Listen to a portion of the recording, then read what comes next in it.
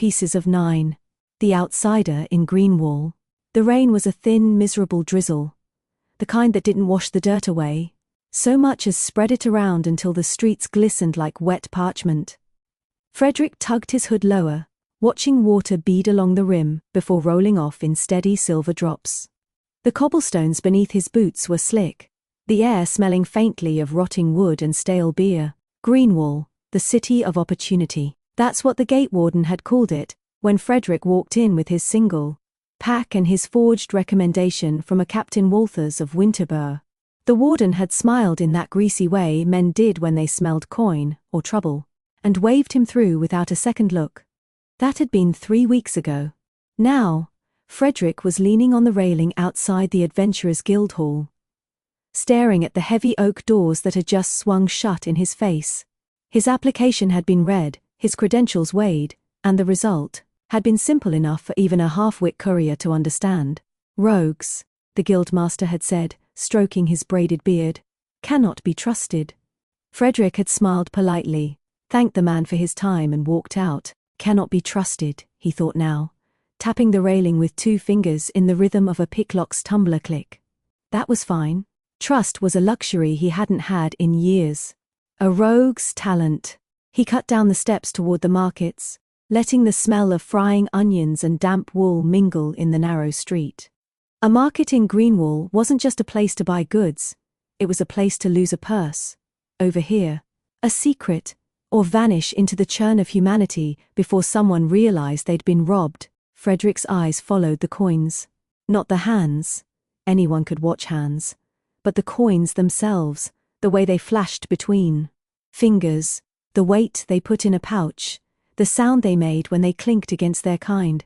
He slipped into a shadowed corner between a cobbler's and a cart loaded with turnips. His knife was already in his hand, the blade fine enough to split a hair without bending it. When a merchant set down a stack of 8 silver pieces on a stall table to count his change, Frederick leaned just far enough to measure their edges with his eyes. The coin-cutting itch hit him again. Shave 8 to make a 9th, that was the game. His uncle had taught him the old Winterburg trick when he was barely tall enough to see over a tavern table. Do it well enough, and the coins didn't just match in weight, they matched in history. The same worn edges, the same half-faded stampings. All it took was patience, a razor, and a feel for the metal's language. He wasn't here to make petty coin. No, this was skill. This was the craft that would fund the real work. The first misfit. Oi, you're standing in my doorway. The voice was sharp, irritated, and accompanied by the smell of pipe smoke.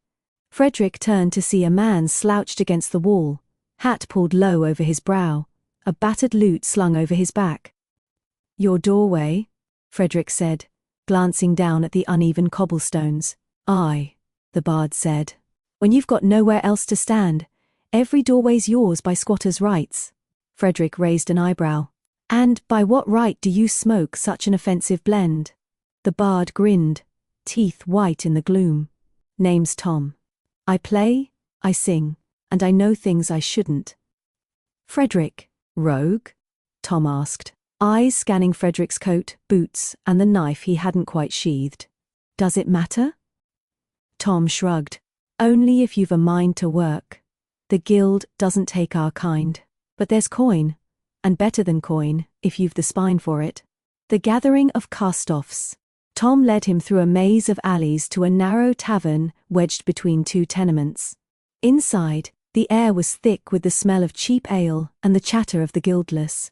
They were an odd lot, a girl of no more than 16 with a druid, his amulet but no animal companion, an old man with a smith's apron, still tied over his tunic, a tinker with one hand who was attempting to fix a kettle while arguing about municipal tax rates. And in the corner, her hair pinned back with a sliver of bone, sat Shelley. She was bent over a scrap of parchment, drawing out sigils with a bit of charcoal. Tom waved a hand. These are the cast-offs. Too young, too old, too broken, or too clever for the guild's liking. And that, he nodded toward Shelley, is our resident spark. Shelley didn't look up. Sorceress in training, she said flatly. And unless you're buying the next round, don't interrupt my work. Frederick liked her immediately. The work begins. For the next week, Frederick found himself falling into their rhythm. In the mornings, he worked the markets, skimming coin, shaving silver, and occasionally lifting a letter or two from pockets that looked important. By noon, he'd return to the tavern, trade his haul for food, and listen to Tom's songs. They ran small jobs together, distracting a pawnshop owner while the tinker replaced the lock on his back door with one keyed to their own needs, losing a shipment of low-grade steel bound for a rustic collective warehouse, feeding false rumors to the city guard about phantom thieves working the east docks, drawing patrols away from the real action. Frederick learned fast that Tom's ear for rumor was more valuable than any lockpick, and that Shelley's enchant work, though still raw, could silence a dog or cause a lock to loosen just enough for his tools to finish the job. Frederick's real purpose. But every night, after the tavern closed and the others stumbled home, Frederick walked the darker streets, eyes fixed on the shadows ahead. He wasn't here for petty theft. Somewhere in Greenwall, the rustic collective was running a slave trade under the noses of the city guard. His cousins, stripped of their Winterberger name, had been taken months ago. He'd tracked the trail here, to the Vale Market's whispered edge. He hated slavers almost as much as assassins, and he'd put more than one of each into a grave. But this was different. This was personal. A conversation in the rain. It was Tom who brought him the first real lead. They were standing under the awning of a fishmonger's shop, rain sluicing off the fabric in steady streams. Tom's lute was wrapped in cloth, his pipe glowing faintly in the gloom. "Heard a verse last night," Tom said, voice low. "New ballad from the South Quarter. Talks about ships with no names, docking at night. Talks about caravans that roll through the market with iron in their bellies." Frederick's jaw tightened. "Slaves." Tom nodded. "If the song's true, the collective's using the old warehouse row by the river, the ones with the red shutters." Frederick's mind was already ticking through the possibilities. Routes in, places to watch from, the flow of guards. And the singers? Dead now, Tom said grimly. Ballad was too good for their health. Shelley's find. 3 nights later, Shelley stormed into the tavern, rain dripping from her cloak. She slammed a folded scrap of parchment onto the table. "Warehouse 7, she said, breathless. I traced a silence ward. Old but strong. Someone's masking movement and sound in there. Frederick unfolded the parchment to see a crude map of the riverfront. A red X marked Warehouse 7. He looked at Shelley. "You can break it?" She smirked. "I can make it think it's already broken." Setting the stage. The job came together quickly. Frederick would scout the warehouse from the roof of the neighboring tannery. Tom would work the market that morning to listen for unusual movements, and Shelley would prepare her counter-sigil. In the meantime, Frederick kept up his market work. He didn't need the coin for himself, not much anyway, but the constant practice kept his hands sharp, his eyes quicker than most could follow. And it gave him the resources to bribe the right people for information. The tinker provided them with a set of collapsible grapples, small enough to hide under a coat, but sturdy enough to hold a man's weight. The druid girl offered her new squirrel familiar to carry a message if needed. Even among cast-offs, Frederick was building something that felt like a crew. Whispers of chains. The morning was grey as tarnished silver. Frederick stood on the roof of the tannery, boots planted wide on the damp shingles, the river air heavy with the stink of hides and lye. Below, Greenwall's market was waking. Merchants shouting prices, carts rattling over cobblestones, gulls crying over the wharves. Somewhere under all that noise, he listened for the wrong sounds. Tom was working the crowd, lute slung over his shoulder, tossing off a bawdy ballad about a miller's daughter to keep his position unnoticed. Shelley sat in the shadow of a bakery awning, hood drawn low, her charcoal smudging across parchment as she built the counter-sigil that would let them slip into Warehouse 7. Frederick adjusted the small spyglass he'd lifted from a drunken dockmaster 2 nights ago. Through the round glass, the warehouse came into sharp view. The warehouse, with red shutters. The building was older than most. Thick timber frame, stone foundations sunk deep against the river's edge. Faded paint curled on its wooden siding, but the shutters were freshly painted in a deep rust red that hadn't yet flaked. Men came and went, moving crates stamped with false shipping marks, spices, lantern oil, rope, but they never opened them in the daylight. Frederick noted the subtle patterns. 3. Knocks before entering, the way the guards scanned the street before unlocking. The door, the deliberate avoidance of the city watch's patrol routes. Then there was the silence. Even with the market's din, he could tell. No clatter of crates, no muffled shouts from inside. Too quiet for real commerce. Shelley's sigil reading had been right. Signals in the crowd. A flick of movement below caught his attention. Tom, mid-song, scratched the side of his nose twice, their prearranged signal for someone's watching. Frederick followed Tom's line of sight. A tall man in a leather coat stood near the fish stalls, pretending to inspect a basket of eels. His eyes never moved from the warehouse. Frederick didn't like it. Either another interested party had caught the scent, or the rustic collective was tightening its perimeter. Both meant trouble. He tapped his own forearm twice, shadow him, and Tom, without breaking, the flow of his song, began drifting toward the fishmonger's stall. Shelley's counter-sigil. By noon, the market was too busy for more watching. Frederick slipped down from the roof, weaving through alleys until he found Shelley in the bakery's back room, parchment spread before her. "It's ready," she said, not looking up. The counter-sigil was drawn in precise arcs and symbols, each one layered over the other, in a way that made the eyes itch if you looked too long. "How long will it hold?" Frederick asked. "Around 30 minutes, Shelley replied. "Maybe less if their mage built it well. Long enough to get in and out, if you don't dawdle." Frederick smirked. "I never dawdle." She raised an eyebrow. "You're a rogue. Dawdling is half your profession. Planning the infiltration." That evening, they gathered in the tavern's back corner. The tinker laid out a crude model of the warehouse he'd built from scrap wood. Tom reported on the leather-coated watcher. He'd tailed the man to a boarding house in the North Quarter, where he met with 2 others and passed a sealed letter. Frederick considered this. Could be a rival gang. Could be someone looking to buy. Or someone looking to sell, Tom suggested. The Druid girl's squirrel familiar hopped from shoulder to shoulder, chittering softly as Shelley adjusted the miniature shutters on the model. "We enter from the roof," Shelley said, tapping the model. "Drop down into the rafters, bypass the silence ward with the counter-sigil, and find out what they're hiding. And if it's people?" the Druid asked quietly. "Then," Frederick said, "we make sure they're not here tomorrow." Warehouse 7. The tannery's roof was slick under Frederick's boots as they made their approach.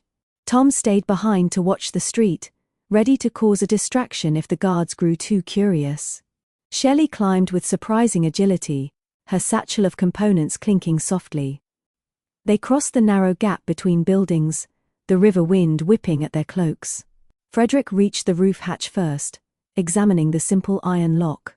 A flick of his pick, a twist, and the hatch eased open with barely a whisper. Inside, the darkness was absolute. The silence was worse, like stepping into a sealed tomb. He could hear his own heartbeat, but nothing else. Shelley crouched beside the hatch, pulling out her parchment. She whispered the syllables of the counter-sigil, the air around them rippling faintly. Then, faintly at first, the sounds came back. The creak of wood, the scuff of boots, voices, muffled but clear enough to follow. The truth in the crates. They moved along the rafters, eyes adjusting to the gloom. Below them, crates were stacked in precise rows, each one branded with false trade stamps. Frederick counted 24 at least. One of the guards pried a crate open. Inside, not rope or spice, but iron manacles, neatly arranged and gleaming in the lamplight. Frederick's jaw clenched. Shelley's eyes met his in the dim light. No words needed. Then came the voices from deeper in the warehouse, a small group of men inspecting something out of sight. Frederick crept forward, balancing along the rafter beam. In the far corner, a section of the floor had been lifted away to reveal a sloping ramp descending below the warehouse. 2 guards ushered a line of chained figures upward, some human, some not. Slaves. The complication. Frederick was counting the captives when he froze. There, in the second-to-last spot in the line, was a boy with the Winterberger nose, sharp and straight, the way his uncle's had been. But the eyes, wrong color. Not his cousin. Still, the resemblance was enough to make his chest tighten. Shelley's hand closed on his arm. Don't move now. But he saw something else, too. The leather-coated man from the fish stall, standing with a rustic collective foreman, passing a small satchel of coins. The deal was happening now. The alarm. It was a clumsy moment that did it. One of the guards shifted his grip. On a manacle chain, the iron scraping loud against the ramp wall. A dog outside barked, and a head jerked upward toward the rafters. Up there! Dropped before the bowstring finished creaking. He hit the floor in a roll, blade, imbued with the sharpness magics, flashing to cut the nearest captive's chain. Shelley was right behind him, her fingers sparking with light as she flung a quick blind spell at the archers. The warehouse exploded into chaos. Guards shouted, slaves bolted, and Frederick moved through it like water. Cutting chains, shoving people toward the hatch they'd come through. More guards surged from the ramp, but Frederick met them with the kind of precision that came from years of hating slavers. A slash to the tendons behind the knee, a thrust to the gut, fast, efficient, final. Shelley's magic lit the ramp with pale fire, forcing the collective's men to shield their eyes. She yanked a set of keys from one of the fallen and tossed them to Frederick, who set to work on the last manacles. 3 captives remained when the counter-sigil faltered. The silence ward slammed back into place, swallowing all sound in an instant. It was like drowning in quiet. The escape. They had seconds at most. Frederick shoved the last 3 freed captives toward the hatch, following them up into the cold night air. Tom was already there, shouting at a drunken patrol of watchmen about a brawl in the lane, buying precious time. Frederick's cadre sprinted across the rooftops, the rescued trailing behind in shock and confusion. By the time they reached the Tinker's workshop, their safe house, the adrenaline was fading. The survivors. Of the 3 they'd freed, one was an elf with silver hair and sharp, hawk-like eyes. He stepped forward, his voice calm despite the fresh marks of manacles on his wrists. "I am Madrick Longarrow," he said. "You have given me back my freedom. I swear a life debt to you, Frederick of Winterberg, until your blood is cold or my oath is fulfilled." Frederick didn't argue. A sworn bow arm was never a bad thing. The other 2 were young humans in plain grey robes. They bowed in unison. "We serve Yythos," one said. "You must come with us to our head priest.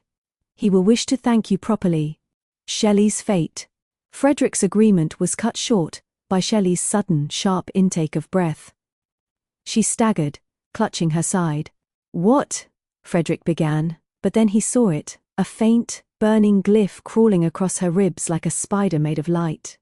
"It's a mark," Shelley gasped. "Their mage." The glyph flared white-hot, and her scream was swallowed before it could leave her lips. She burned from the inside out, her body collapsing into ash that scattered across the Tinker's floor. No one moved for a long moment.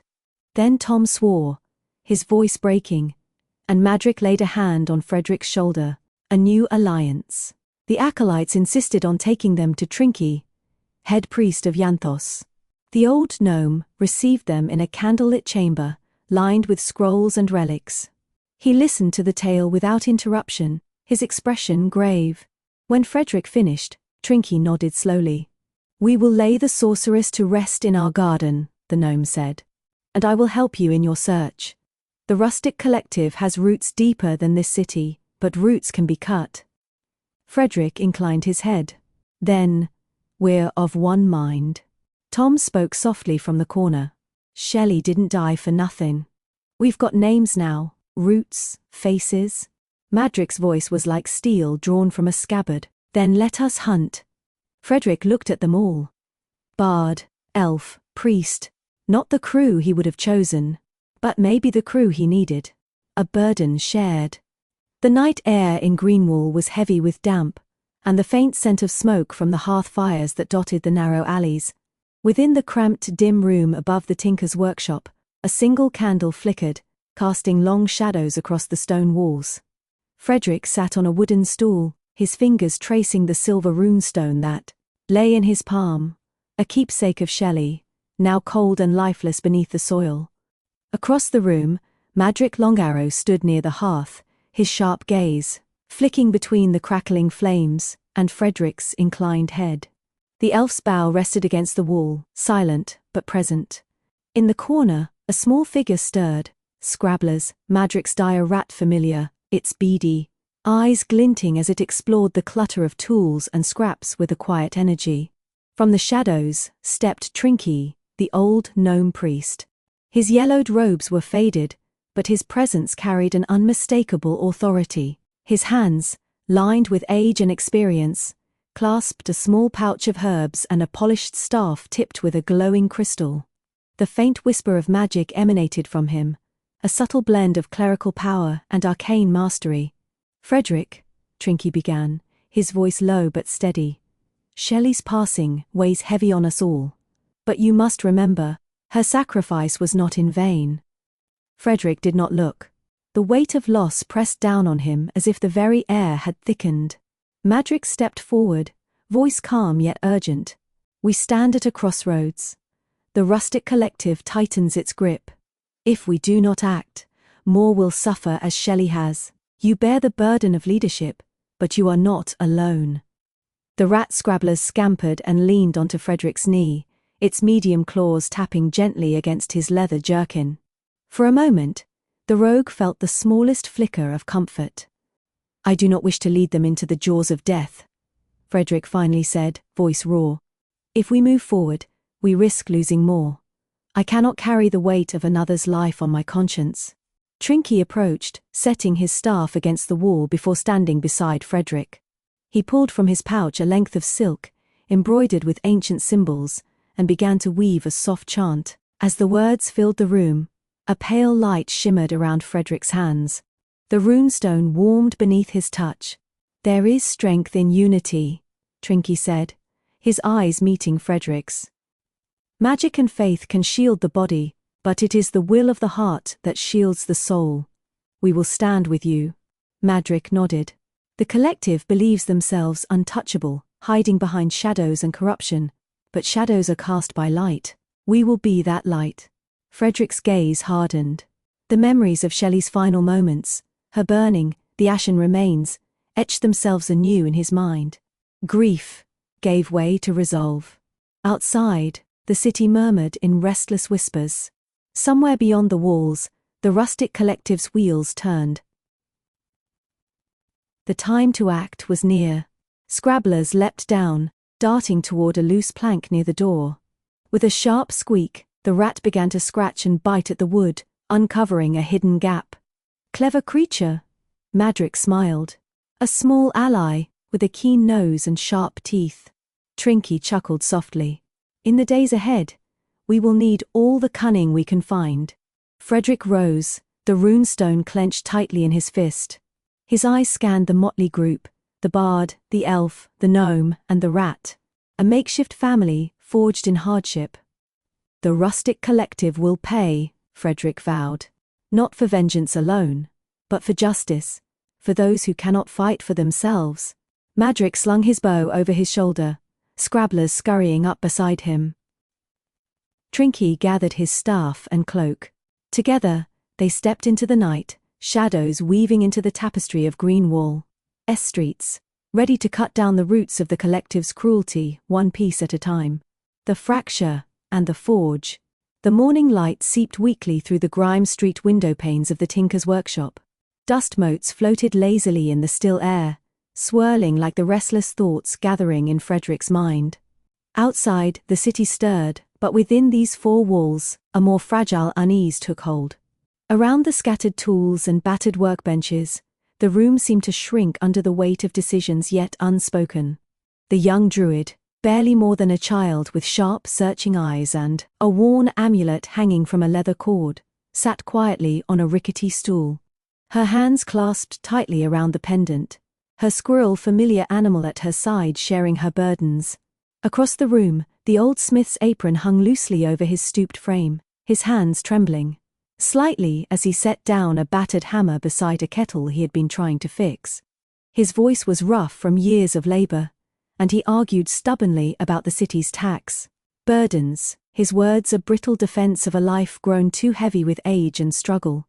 Near the door, the one-handed tinker fidgeted with a strange contraption, gears and springs arranged in a tangled mess.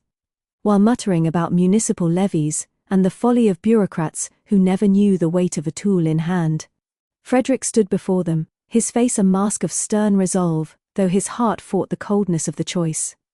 "None of this is easy," he began, his voice low but steady. "I have nothing but respect for your courage and your will to fight. But this is more than just courage. It's a battle for lives, not just our own. And I cannot bear to see any of you fall because the path is too treacherous." The druid's eyes flicked up, fierce despite her youth. "I am ready." The smith's hands clenched. "We've been ready a long time." The tinker's fingers stilled on his gears. "We can be useful." Frederick shook his head gently. "Useful, yes. But not this time. The enemy we face knows the streets better than we do, and their forces are swift and brutal." Madrick stepped forward, his voice measured and calm. "We need a leaner force. A strike team that can move unseen, silent, and deadly." Trinky nodded, robes rustling softly. "The gods favor those who choose their battles wisely. Sometimes the bravest act is to step back and live to fight another day." The druid swallowed hard, but did not argue further. The smith bowed his head, shoulders heavy. The tinker let out a bitter chuckle and tucked the strange device into his pack. Frederick clasped each of their shoulders in turn, gratitude and sorrow plain in his eyes.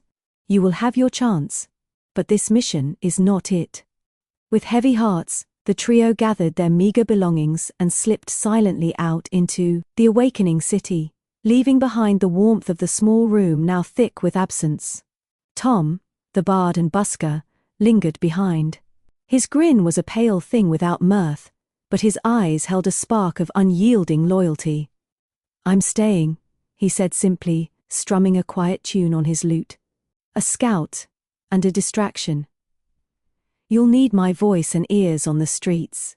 Frederick nodded, the faintest hint of a smile breaking the tension. "Good. Stay sharp, we'll need every advantage." The core party now stood ready, Frederick, steeled and determined, Madrick, silent and watchful. Trinky, wise and calm, and Scrabblers, darting at Madrick's feet, whiskers twitching. Temple of Yyth. The afternoon sun poured through the stained glass windows of Trinky. Small temple chamber, painting the walls with shifting colors.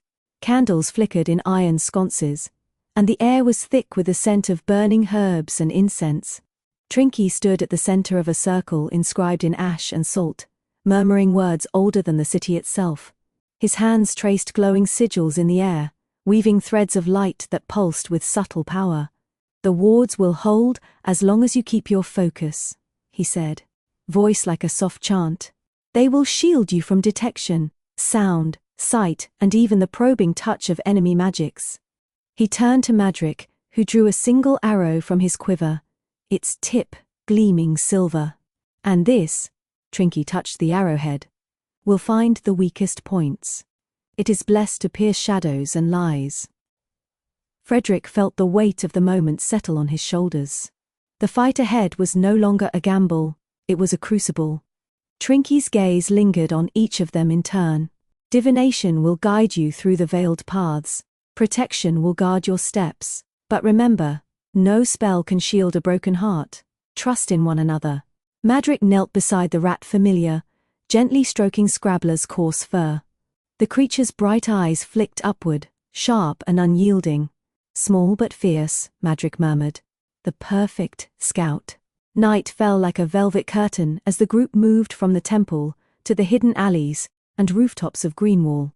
Shadows stretched long and strange, dancing with the flicker of lanterns and distant cries. Tom's soft song drifted faintly on the wind, a melody meant to distract and deceive. Frederick's eyes never strayed from the dark streets below, every sense alert for the slightest whisper of danger. The city was quiet, but Frederick knew the silence was a lie. Somewhere, the rustic collective stirred, their cruel wheels turning toward ruin. Ahead lay the first strike, the first chance to sever a root of the cruelty that had stolen his family, to carve a path through the darkness with blades, magic, and the fierce will of those who refused to bow. As they prepared to move, Frederick took one last look at the faces around him, scarred but unbroken, wary but resolute, and found in their eyes the same flame that burned within himself. The hunt was beginning. Shadows at the edge. The moon hung low and silver above Greenwall, its pale light a fragile shield against the creeping dark.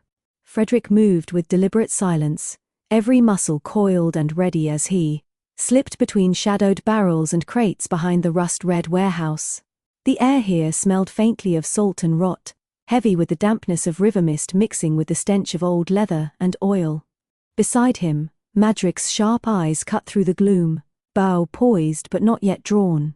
Trinky's robes brushed softly against the cobblestones, his staff glowing, faintly to light their path, without betraying their presence.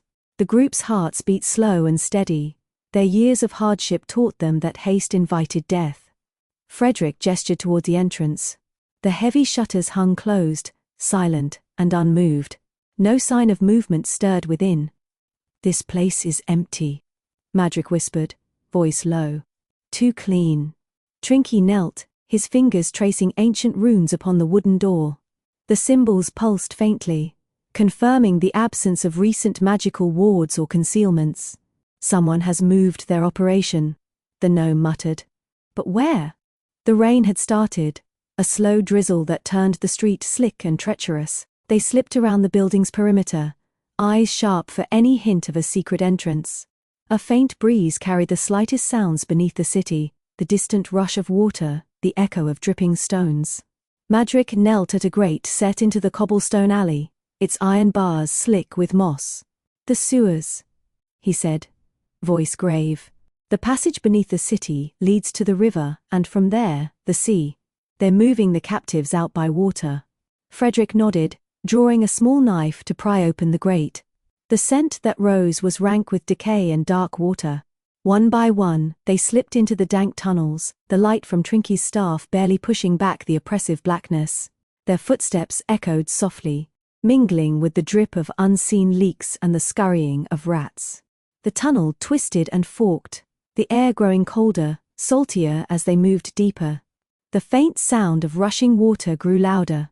Suddenly, Scrabblers darted forward, nose twitching as he sniffed the air and disappeared down a side passage too narrow for the others. Madrick exchanged a look with Frederick.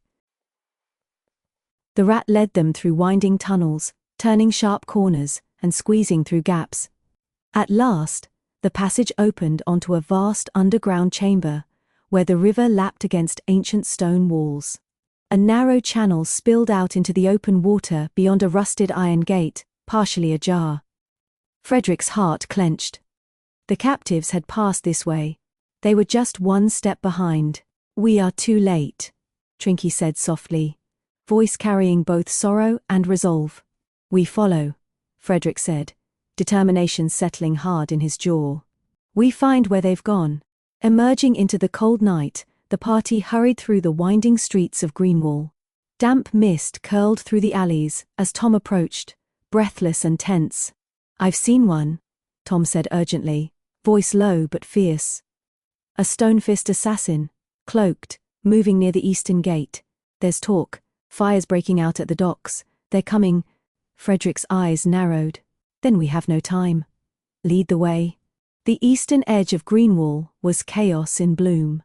Flames licked the night sky, casting a hellish glow that danced across broken carts and shuttered windows.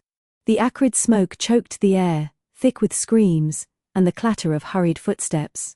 Frederick's voice rose over the cacophony. "Help with the fires, save the living." Madrick loosed arrows into the shadows. cutting down looters and mercenaries alike. Trinky chanted prayers, weaving wards that shielded the wounded and dampened the flames. Together, they moved through the burning streets, digging survivors from rubble, dousing embers and burying the dead. The cost was high, the city's heart scarred and bleeding. But even amid ruin, Frederick's gaze searched the smoke for a spark of hope, a promise that the fight was not yet over. Forged resolve.